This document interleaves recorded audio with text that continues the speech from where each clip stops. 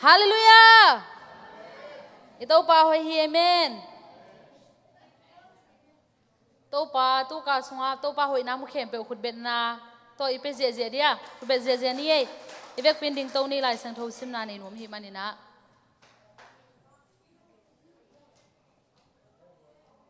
lai sang tho nei ten jong ho nung la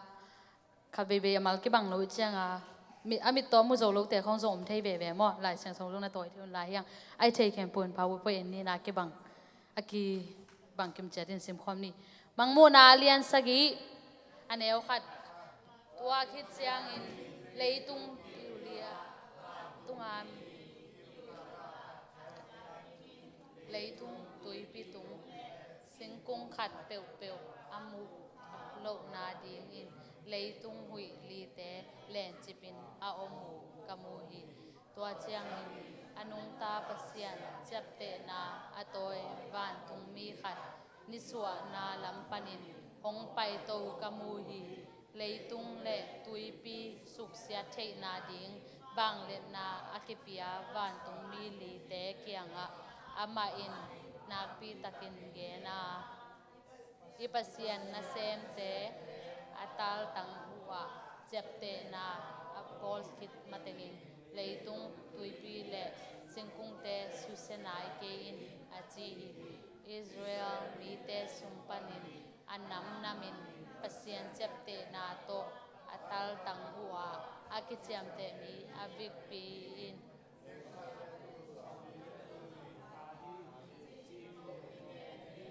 tua te pen Israel mi nam som le ni sunga nam khat a teng khat tu ni chiat ia tua nam te pen Juda mi nam Gad mi nam Asher mi nam Naphtali mi nam Napese mi nam Simon mi nam Levi mi nam Issachar mi nam Zebulun mi nam Joseph mi nam le Benjamin mi nam ahiu i tua kit siang ni ka khoda le mi nam kim pau nam kim panin tua ma sim zo lo di in atam ma mi hon pi te to hong mai le tu no mai ding wa pon pak sin a khu ru ni su yang atoi kamu i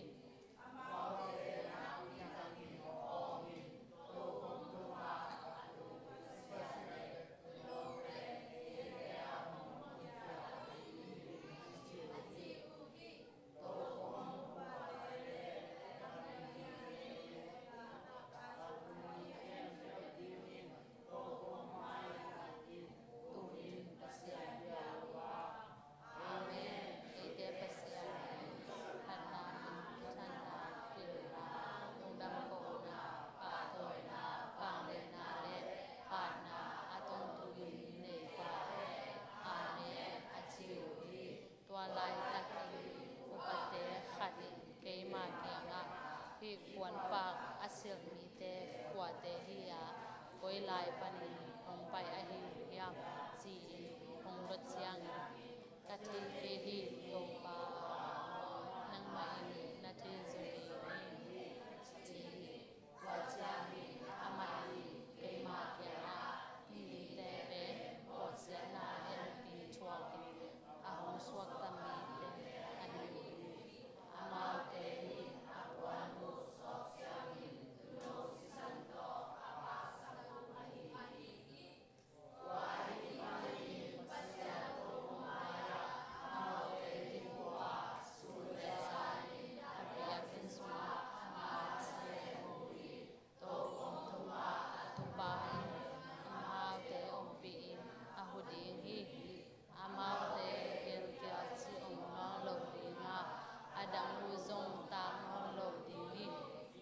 ซาจงทัวขนอนโลดีหัวอาซายิงจงกลางขนอนโลดีหิมบางหางยังชีโลกมลายสังอาอาอมตุโนอามาเตอาเกมปาฮิดิงานุนตังนาตุยอมนาอามาเตไปปีดิงาปัสยานินอาคิตุยเกมเปลโนสักดีหิลายสังทศนาเตตุปันทุบังเพียกสักตาเห็น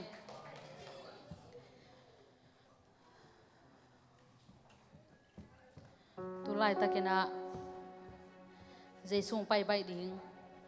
sẽ tên dùng gen mo Giêsu pai bai ding Giêsu so luang pai ta ding hi chi ki genin a hi zong Giêsu pai mai na bang chi dana nung ta hiam mo pasiana ding ki pete pen biakin nong pai na chinom hi khang no te zong akwa kwa pasiana ding isep khia na biakin pai na khang no activity te ai ki hel na mi khat pe wa ding a phat tom na isep na te pen tua gam itun chianga thupa ding hi zo hi khat ve ve le lampan ei mi ngai sunna to ke hirana ka kipiak pia khang mo ke ma zong e ke hi za ke thei to ka kipia ki sa ai zong in bahang ke lung kham ve ve ke le bahang ham san na tu ve ve ai ke le bahang ke lo chin lo zo lo chi na ki ngai sun the ye yang isep khia na te pen ingai su chiang in tua ding atam zo hi zo lo in tua ding be ki lo in ton tua inga ding thupa hi và nãy tuần chiang tua lê ai gim na te lê ông ki bo sia na te lê ông ki go sia na te pen và nãy kham lu khu ding na hi zo hi amen tua i gam ba nga ding ai pen a sem ke te ve tua chiang a hi lu hi la lu ngai ko mina hi la pen ka lu sim lu su khama mai no zong hoi ta na ngai leu chin su kha di i gam wang in chi to pa sem mi phan na ni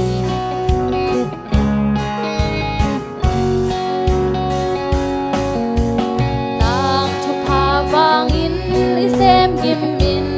tol hiamo o agam bangin igen teimo wa itwang na te itunong nga itan ding to ulawin sim cham mahilaw hi sim leya gen te na te chwakin imao zong nga o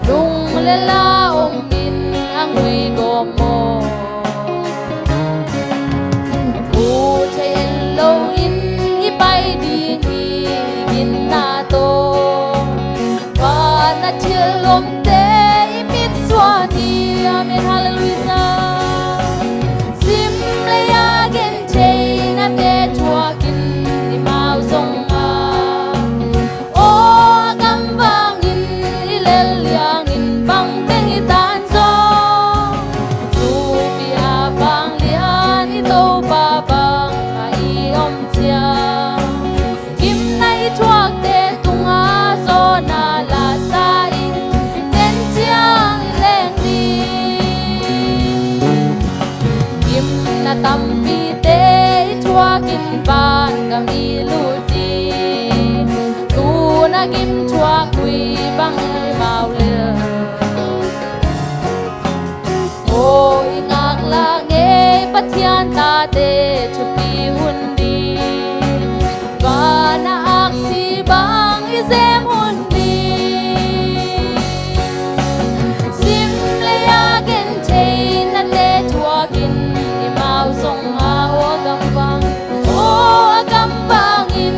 ilel yang in bang teng i tan song tu mi bang lian i to ba bang ai om sia im na i thuak te tunga so na la sai ten siang i leng di tang tu ba bang i sem i to hiamo tang tu ba bang i sem gim o gambang ini gen temo igen temo tuai tuang na te itu nunga itan ding to tu lo in sim cha ma hi lo hi sim le again te na te tuakin mau zong a tuai gamani sem sem ang soi hi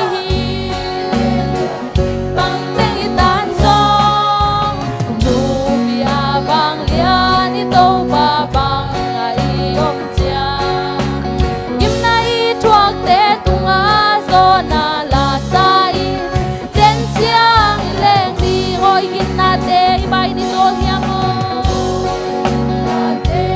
ba in toli om mo lung lela om min angui gom mo u the in lo in ipai ding igin na to ba na thil lom te min swan hi men hallelujah sim le again te na te thua kin ni mau song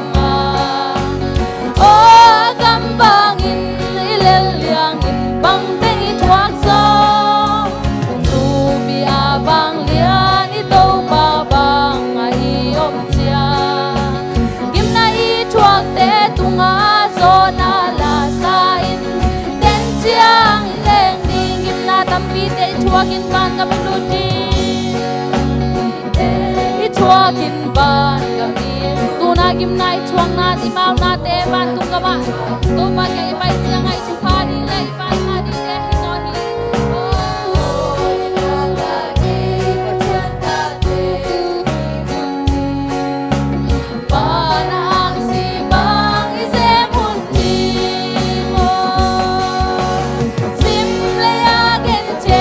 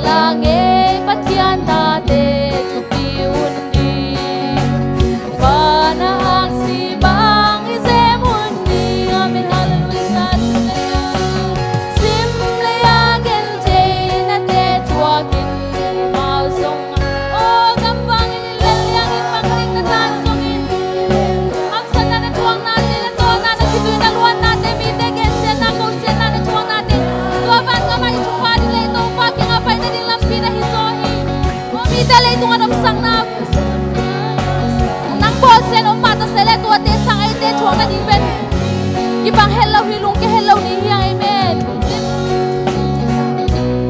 Sim do mi oliamo. Oh gambang ini gense mo. Wai tuang na te tunong ay bandito. Ulawin sim jam mahilawin.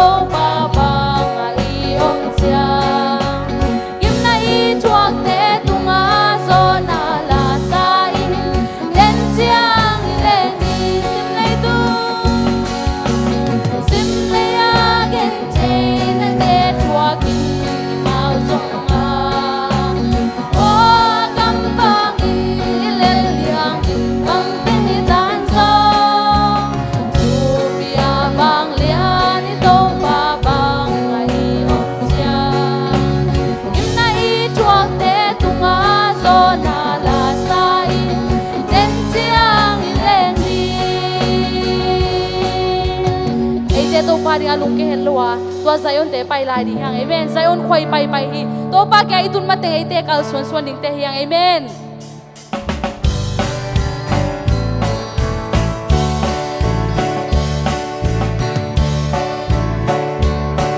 to pa i teng pai ni lang sang ni in wam na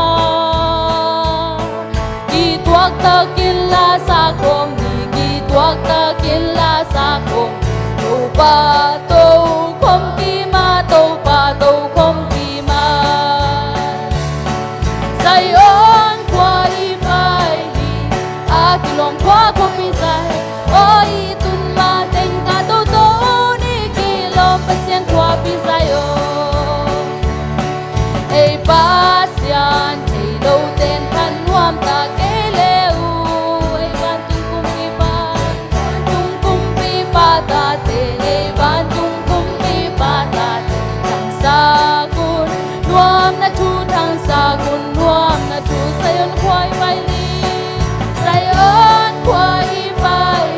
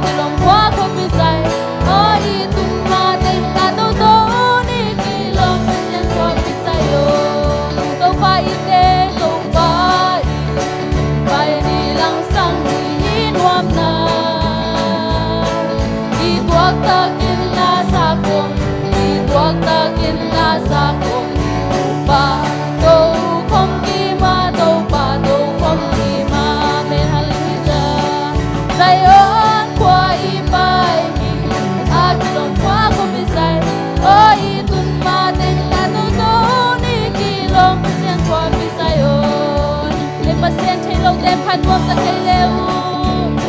phan nuông ta thấy lêu phan qua sen tung đi ba ta ba sen tung đi ba ta sa quam ta chu dâu sa quam ta chu Zion quay bay ta qua không gian ôi Ilong sen qua bi Zion batung gam su batung gam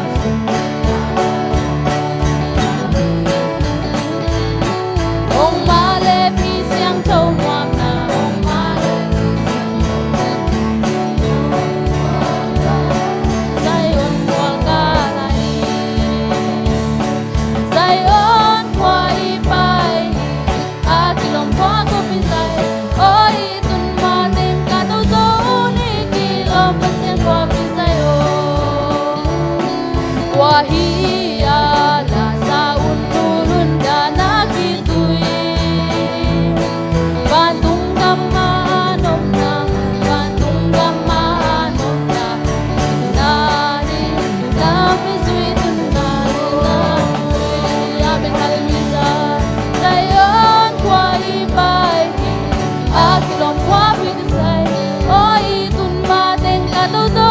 ni kilom pa sen qua bin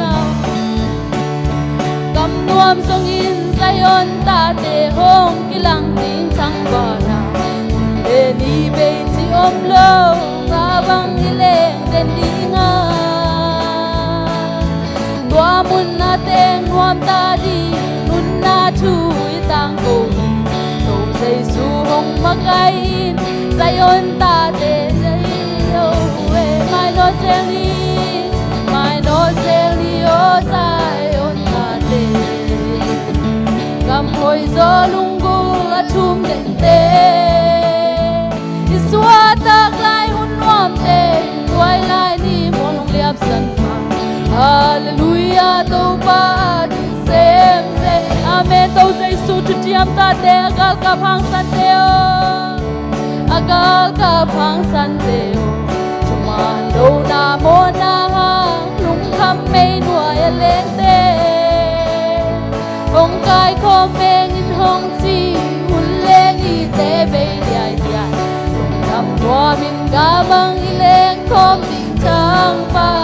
Amen hallelujah praise the Lord Go seli o Zion ta Cầm hoi sol ko la chung len te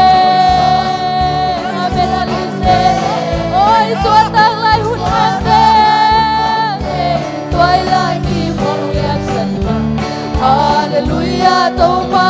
di sem se Lung lao lo Zion ta te Giêsu khasiang thâu nei te Khasiang thâu nei te Satan ho na khao su ta tin a so thei lo te Lung dam na tu i hila To pa ni toi sang i tang ko sel ni on na le si na tu Amen hallelujah To seli o Zion ta Cầm hoi so lung gun a chum den te Isua tak lai nuam te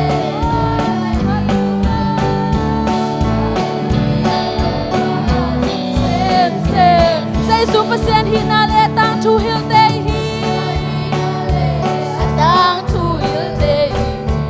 Asina le thoki na ei tang rin ku minoma Tua bang limin tui ki pu asina lim milai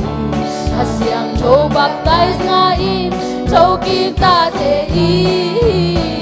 Amen hallelujah praise the Lord Oh Amen Cầm hoi gió lung cul a chum den te Isua tak lai hun muam te Tuai lai ni mo long liap san ma Hallelujah to pa di sem se Lung lao lo Zion ta te Giêsu khasiang thâu nei te Giêsu khasiang thâu nei te Satan ho na khao su ta tin a zo I'm not too healer. No one tôi con sang lo nun con na long sa lo long con sai lo Amen. con Hallelujah. khai lo con long sai long sai long mai khao long sao lên bay khao long ai con long sam lai begin by long sol and by on lo ai kim sol long khai long sai con long lai sai con long bay ca restore begin chicken begin second children now all long silent calling by calling silent calling silent by long by calling silent by long silent by long way calling spell long fall calling spell long taken by long call bacon chicken bacon low and say hallelujah chicken lion say cái lên children chicken chicken go câu long song long call long silent go silent go away I can say my love amen bacon chicken chicken Lord and my Lord I can belong to bacon Lord bacon chicken belong go I am token building killing say hallelujah Satan chicken silent chill I can chicken table law chicken burger turning go burger china chicken turning go chicken law say long burger long say go we chicken chicken chicken pan law Pogan sugan Lewis so and God is so breaking lost cycle long taking lower so wagon chugan the linkin and second law hallelujah pegan lovers that dugan second law and second law I don't know go dugan sugan dugan second law Bacon law is like chicken long lo cycle law second law to call it second law in chicken law chicken long chicken long is second law we can take a law is second law second Thailand law bacon chicken long law looking die and forget law hey bacon chicken law bacon chicken law can lose the light take a law is second law is like even taking bacon talk inside bacon law and talk and tie taking talk and law inside hey bacon taking law bacon taking law bacon la thana color bacon la thana color salo bacon la thana long cha long cha long cha taking long so long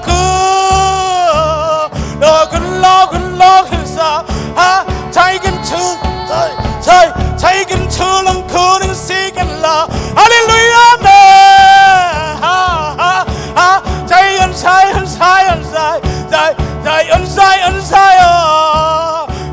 he can see and we can launch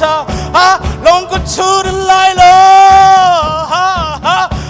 we can take the day and low he's seeking over so watching chicken chilling so making pig and chicken no longer no them he's the inside he's the inside making chicken chilling silent law we in chicken saying alive again the sala no good chicken sailing we can take a life and lifestyle we can love and luck and love and life Christ alive. Again the panko, up in the koi side of law. Would you? 在真主人主人主人在人主，在主 never silent 在 golden corner 上 Hallelujah he still inside we will chill inside the law go in silent by the side I can never saw hey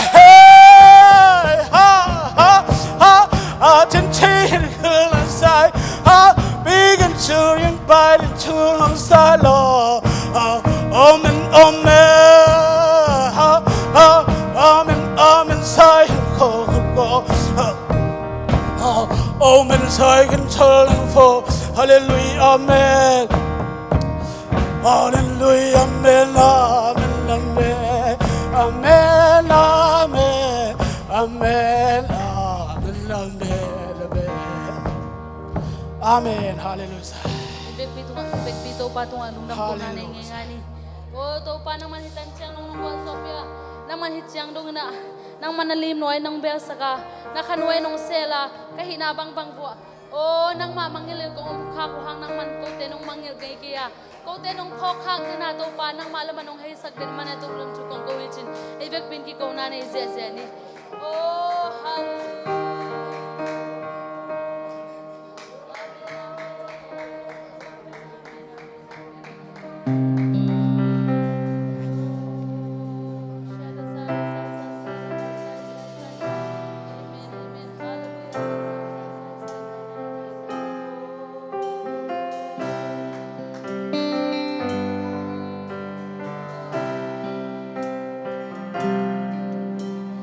Ngayon kaya